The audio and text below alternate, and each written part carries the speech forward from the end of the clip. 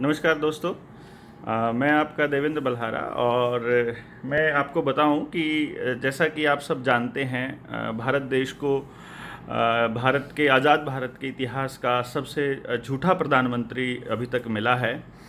और जिन्होंने वादे तो किए थे हर साल 2 करोड़ रोज़गार देने के, लेकिन अपने 6 साल के कार्यकाल में लगभग 11 करोड़ नौजवानों को वो नौकरी से हाथ धोना पड़ गया। उसके ज़िम्मेदार हैं सीधे सीधे, क्योंकि उनकी नीतियाँ इस तरह की हैं कि जो बेरोज़गारी को और बढ़ावा दे रही हैं। अब मुझे नहीं पता कि वो क्यों कर रहे हैं। शायद इस वजह से कर रहे होंगे कि अगर बेरोज़गार होगा युवा तो इंटरनेट पर ज़्यादा समय बिताएगा, तो उसके अंदर नफ़रत ज़्यादा भरी जा सकेगी। अगर वो डरा होगा तो आने वाले समय में दंगे के लिए ज़्यादा अच्छी तरह से तैयार होगा। बट फिर भी आ, मैं आपको अपने टाइम में जब मैं स्कूल में होता था, जब अपना करियर चूज़ करने के ऑप्शन मतलब जब करियर चूज़ करने की बात थी, तो मैंने अपना खेल भी एक करियर ऑप्शन चूज़ करने की कोशिश की थी। लेकिन उस कोशिश में था कि मैंने लॉन टेनिस खेलना शुरू किया और बहुत अच्छा खेलता था। जो कोचेज़ थे वो भी बताते थे कि भाई बहुत अच्छा आगे तक जाएगा, लेकिन पैसा बहुत लगता है उसके अंदर, तो उसका सोर्स ऑफ इनकम मेरे को मेरे फादर प्रोवाइड नहीं करवा सकते। मैंने गवर्नमेंट एजेंसी जो भी है गवर्नमेंट से भी मदद मांगने की कोशिश की, लेकिन कहीं भी कोई हल नहीं निकल पाया इस चीज़ का। तो उसके रहते फिर मैंने वो अपना सपना छोड़ दिया पैसे के चलते, जिससे मैं कमाई नहीं कर पाया। फिर मैंने सोचा कि मैं अपना काम करके अगर कोई काम सीख लूँ और खर्चा निकाल करके फिर करूँ, लेकिन कहीं पे भी कोई इनकम का सोर्स नहीं मिल रहा है। अब मैं अगर सरकारी नौकरी की बात करूं, वहाँ पे तैयारी है। जैसे एनटीपीसी के अभी मैंने फॉर्म उसका भी भर रखा है, पिछले 2018 से उसकी नौकरियां निकलने की कोशिश में है कि भाई वो हो जाए हमारा। लेकिन अभी तक 2 साल हो चुके हैं, 2020 का एंड आ चुका, अभी तक उसका कुछ भी पता नहीं चल रहा। अभी बस थोड़े दिन पहले उसका नोटिस आया था कि भाई दिसंबर में होगी उसकी परीक्षा, लेकिन क्या पता वो हो या ना हो। कोरोना के चलते अभी एग्ज़ाम लिए जा रहे हैं बच्चों के, जिनमें डर पहले से ही है कि वो कोरोना से प्रभावित ना हो जाए, तो उनके एग्ज़ाम अभी ले रहे हैं। वो भी मेरे को लगता है गलत है। अब इसके चलते अब कोई पता नहीं है कि नौकरी कब निकलेगी कब नहीं निकलेगी और कब तक निकल पाएगी, क्योंकि अपनी जीडीपी भी अब की बार बहुत नीचे जा चुकी है। और इसके चलते नौकरियों का अभी हवा फैला हुआ है एक आम जनता में कि अगले 1 साल तक कोई नौकरी नहीं होगी, 1-1.5 साल तक। आज युवा बेरोजगार दिवस मनाया जा रहा है, और मेरे को लगता है जब तक आपकी सरकार रहेगी तब तक इस दिन को युवा बेरोजगार दिवस मनाया जाएगा। ये तो अंतर्राष्ट्रीय स्तर पर ही मनाया जाया करेगा आने वाले वक्त में, कि भारत देश में एक ऐसे प्रधानमंत्री आए थे जिसने अंतर्राष्ट्रीय बेरोजगार दिवस की शुरुआत की थी। तो बहुत बहुत धन्यवाद शुभम आपका। Thank you.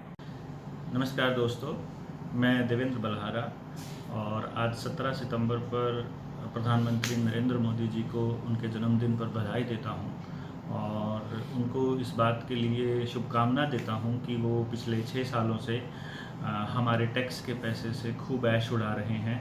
अपने लिए नया जहाज़ भी मंगा लिया है उन्होंने, खूब फ़ोटोशूट हो रही है, खूब कपड़े नए नए डिज़ाइंस जो हैं वो बनाए जा रहे हैं, मतलब नए नए डिज़ाइंस के बनाए जा रहे हैं। वहीं दूसरी ओर जो उन्होंने वादा किया था 2014 के चुनाव से पहले, गद्दी पर बैठने से पहले, कि अगर आप हमारी सरकार चुनते हैं, अगर आप भाजपा की सरकार चुनते हैं तो आपको 2 करोड़ रोज़गार हर साल हम सृजित करके देंगे युवाओं को। तो इस हिसाब से लगभग 12 करोड़ रोज़गार पिछले 6 सालों में अब तक हमारे देश के युवाओं को मिल जाना चाहिए था। लेकिन नए रोज़गार मिलने की तो संभावनाओं के बारे में आप विचार करना ही छोड़ दीजिए।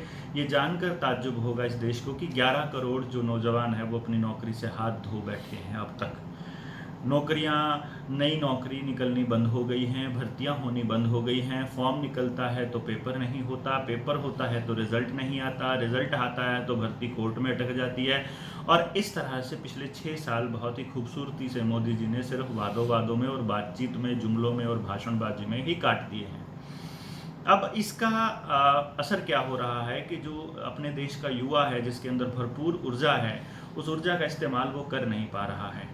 उसको बिजनेस करने के रास्ते नहीं मिल रहे, ट्रेनिंग का कोई रास्ता नहीं मिल रहा, स्किल डेवलपमेंट के नाम पर सिर्फ धोखा और घपले हो रहे हैं, और देश के युवाओं के पास कोई डायरेक्शन नहीं है। जो टीवी है वो सारा दिन, मीडिया जो है वो केवल हिंदू मुसलमान या नफरत की राजनीति का खेल खेल रहा है, वो एजेंडा आगे चला रहा है जो भाजपा उनको कह रही है। तो इस तरह से पूरा देश एक तरह से दिशा विहीन हो चुका है और आज पूरे देश का युवा काले कपड़े पहनकर या ना भी पहनकर वो अपने देश के प्रधानमंत्री को ये कह रहा है कि आप जो कर रहे हैं वो गलत कर रहे हैं, हम उसका विरोध करते हैं, आप अपने वादों के ऊपर वापस आइए, उनके बारे में सोचना शुरू कीजिए और बेफजूल के मुद्दों में देश को उलझाने बंद कीजिए। हिंदू मुसलमान का राग अलाप करके इस देश को लड़वाने, इस देश को बांटना बंद कीजिए। और आज 17 सितंबर को एक नई शुरुआत हो रही है। 17 सितंबर 2020 से अपना देश जो है वो प्रधानमंत्री जी के जन्मदिन को राष्ट्रीय बेरोजगार दिवस के रूप में, राष्ट्रीय जुमला दिवस के रूप में, राष्ट्रीय झूठ दिवस के रूप में, राष्ट्रीय मूर्ख दिवस के रूप में मना रहा है। चाहे आप इसको किसी भी तरह से समझिए, लेकिन ये एक नई उपलब्धि प्रधानमंत्री जी की ज़िंदगी में या उनके कार्यकाल में या उनके उन उपलब्धियों में एक उपलब्धि और जोड़ी गई है कि उन्होंने अपने देश के युवाओं का भविष्य बर्बाद करने का जो ठेका ले रखा है उसको प्लीज़ अपने काम को बंद करके असली काम कीजिए जिसके लिए आप हमारा टैक्स का पैसे से ऐश कर रहे हैं। हमने उस गद्दी पर इसलिए नहीं बिठाया था कि आप सिर्फ भाषणों में ही बाहर निकलें, आप सिर्फ चुनाव के दौर में ही बाहर निकलें।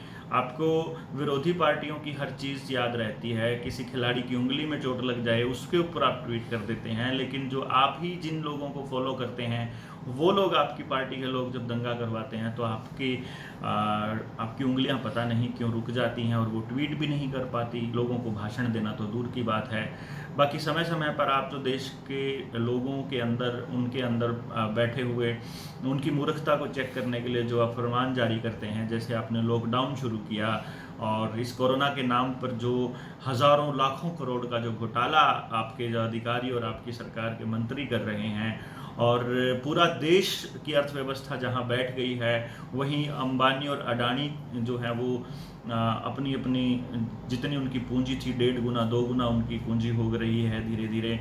तो मैं समझता हूँ कि देश की एजुकेशन को ख़त्म करना, अर्थव्यवस्था को ख़त्म करना, लोगों को आपको लड़वाना, इन विचारों को प्लीज़ आप बंद करिए और युवाओं को रोज़गार देने की तरफ, अपने देश को संवारने की तरफ कुछ कर लीजिए, क्योंकि जनता सड़कों पर उतरने वाली है। आप कितने दिनों तक राज कर लेंगे? ज़्यादा से ज़्यादा भाई, आप अगर मान लीजिए आने वाले 50 साल भी राज कर लेंगे तो क्या खंडरों के ऊपर राज करेंगे अगर इंसान ही नहीं रहेगा तो जिस प्रकार से गुजरात में आपने ठेके पर भर्तियां शुरू कर रखी हैं, वही चीज़ पूरे देश पे करने वाले हैं। निजीकरण बंद कीजिए, देश की कंपनियों को, उनकी नवरत्न कंपनियों को बेचना बंद कीजिए, एयरपोर्ट को, लाल किलों को, इनको ठेके पर देना बंद कीजिए। मैं आपसे गुजारिश करता हूं कि रेलवे को मत बेचिए, मैं गुजारिश कर रहा हूं एयरपोर्ट मत बेचिए, मैं गुजारिश कर रहा हूं कि आप SBI को मत, बैंकों को बर्बाद मत कीजिए। बड़े बड़े उद्योगपतियों की बजाय मिडिल क्लास फैमिलीज़ की तरफ भी ध्यान दीजिए। जो युवा स्कूल कॉलेजेस में नए कॉलेज क्यों नहीं खुलवा रहे हैं, नए अस्पताल क्यों नहीं खुलवा रहे हैं? जनसंख्या इतनी बढ़ रही है और अस्पतालों की क्वालिटी डाउन हो रही है। आप बीमा कंपनियों के इतने ज़्यादा संरक्षक कैसे हो सकते हैं? आप उन लोगों के संरक्षक कैसे हो सकते हैं जो दूसरों का खून चूसते हैं? और सबसे बड़ी बात, जो किसान विरोधी 3 अध्यादेश आप लेकर आए हैं, मैं उनका पुरजोर विरोध करता हूं। और देश के किसान को अगर आपने बर्बाद कर दिया तो फिर आप किसके ऊपर राज करेंगे? मुझे ये समझ में नहीं आ रहा है। इसलिए इन सभी वादा खिलाफियों के खिलाफ मैं रोष प्रदर्शन कर रहा हूं और मैं आपसे गुजारिश कर रहा हूं कि अपने देश की तरफ भी सोच लीजिए। अंबानी और अडानी ही नहीं रहते हैं इस देश के अंदर। तो मेरा गुजारिश है आप लोगों से, आप पीछे देख रहे होंगे, हमने ब्लैक एंड वाइट गुब्बारे भी लेकर आए थे। हम प्रधानमंत्री नरेंद्र मोदी जी के जन्मदिन पर, हमने जुमला दिवस पर, बेरोज़गार दिवस के ऊपर हम केक भी काटेंगे शाम को और हम लानत भी भेजेंगे प्रधानमंत्री को उनके 6 साल के कार्यकाल के लिए। धन्यवाद।